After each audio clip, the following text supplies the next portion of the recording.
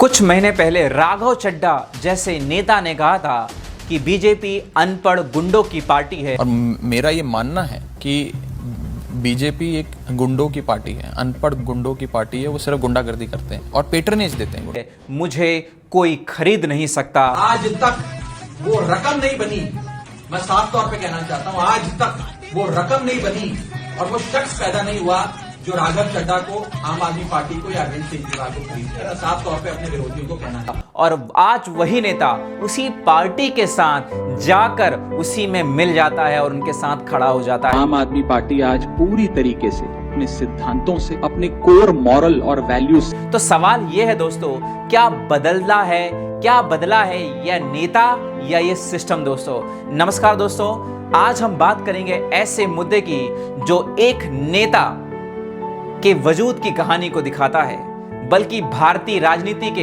एक बड़े पैटर्न को भी दिखा सकता है। यह कहानी बयान बदलने की या दबाव या शायद किसी डर की नहीं है। राजनीति में पार्टी बदलना कोई नई बात नहीं है। इससे पहले भी आपने देखा ही होगा कि मध्य प्रदेश में सिंधिया, जिसने अपनी पार्टी से ही बगावत करके बीजेपी में मिल गए थे, और वहीं आज यही छवि दिखाई दी है राघव चड्ढा में। कुछ दिनों पहले कंट्रोवर्सी चल रही थी कि अभी मैं रुका नहीं हूं, अभी तो वो घमासान बाकी है। तो देख लीजिए दोस्तों, राघव चड्ढा ने वो घमासान आपके सामने प्रेजेंट कर दिया है।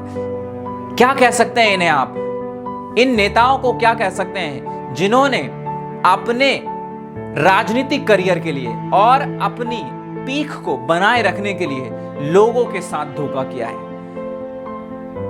कुछ राजनीतिक पार्टियां बहुत सी ज्यादा है जिनमें ये सारी चीजें चल रही है। तो क्या ये पार्टी बदलना एक पैटर्न सा बन गया है? एक बड़ा सवाल बनता है दोस्तों, क्या उनके विचार में सच में बदल गए हैं, फिर उनकी या परिस्थिति बदल गई है?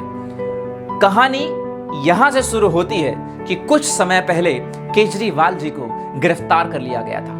गिरफ्तार करने के बाद पूरा मामला जो है ऐसे सपाटे मर चला जिसमें राघव चड्ढा की एक भी बयान नहीं आए। जब पार्टी इन पर प्रेशर बनाती है कि आपने एक भी बयान नहीं दिए, इससे पहले अपनी छवि सुधारने के लिए यह संसद में ऐसे ऐसे मुद्दे रखते हैं कि लोगों की आंखें इनकी ओर आकर्षित हो और लोगों के विचार इनसे मिले, और बात जब बिगड़ती है तब वो कहते हैं कि अभी मैं रुका नहीं हूं, अभी तो वो सैलाब बाकी है। क्या यही सैलाब बाकी था कि लोगों को चीट करके, और आप जो है एक समय कहते हैं कि वो पार्टी गुंडों की थी, आज वही गुंडे कैसे उनकी विचारधारा बदल गई और उन्होंने अपने हथियार डाल दिए? दोस्तों आपको क्या लगता है? लेकिन सवाल फिर उठना लाजमी है, जो पार्टी पहले गलत थी आज अचानक वो सही हो गई। क्या सिद्धांत बदल जाते हैं या फिर सुविधाएं के हिसाब से बयान भी बदल जाते हैं? अब यहां आता है सबसे बड़ा एंगल। ईडी और सीबीआई का डर था। पिछले कुछ सालों में एक पैटर्न बार बार सा दिखाई दे रहा था और आपके सामने वो चीजें बार बार फ्लैश हो रही थी।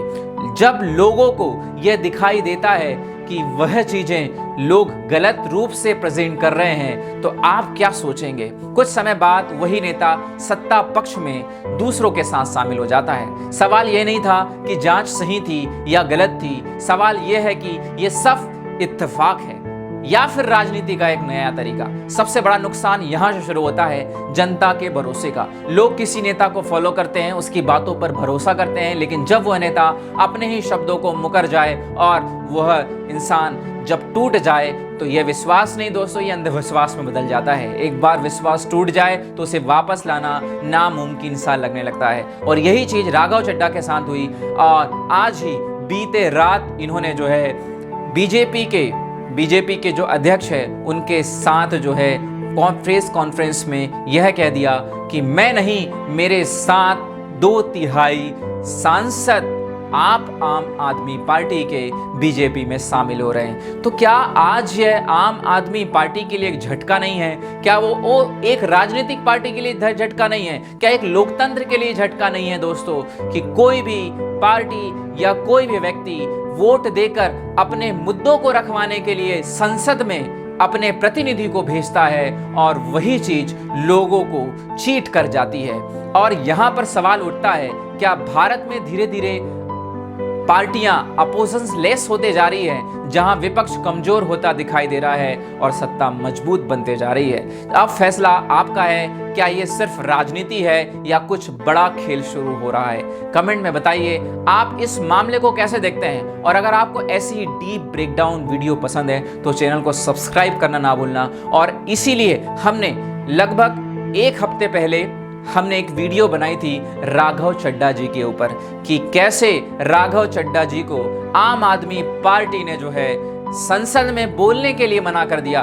तो अब आप ही विचार कर देखिए, क्या सही किया था उस समय आम आदमी पार्टी ने राघव चड्ढा को अपने संसद पर बोलने के लिए? क्या यहीं से वही बगावत शुरू हो जाती है बीजेपी में जाने के लिए? देखिए दोस्तों, हम किसी पार्टी को एकदम कटाक्ष नहीं कहना चाह रहे हैं, हम कहना चाह रहे हैं उस बंदे को कि जिसने लोगों के सामने ये मुद्दे कहकर उठाए कि दूसरी पार्टियां उनमें गुंडागर्दी ज्यादा है, उनमें नॉनसेंस बातें ज्यादा होती है, उनमें एक प्रकार से जुमलेबाजी होती है, और एक दिन कुछ ही समय बाद आप उसी जुमलेबाजी वाली पार्टी में, नॉनसेंस पार्टी में जाकर शामिल हो जाते हैं। किसी पार्टी के परिप्रेक्ष्य में नहीं है दोस्तों, लेकिन आप सोचिए जरूर, क्या ऐसा करना सही था? कमेंट में बताइए, क्या राघव चड्ढा सही है या गलत है? मिलते हैं ऐसी ही वीडियो के साथ नेक्स्ट वीडियो में।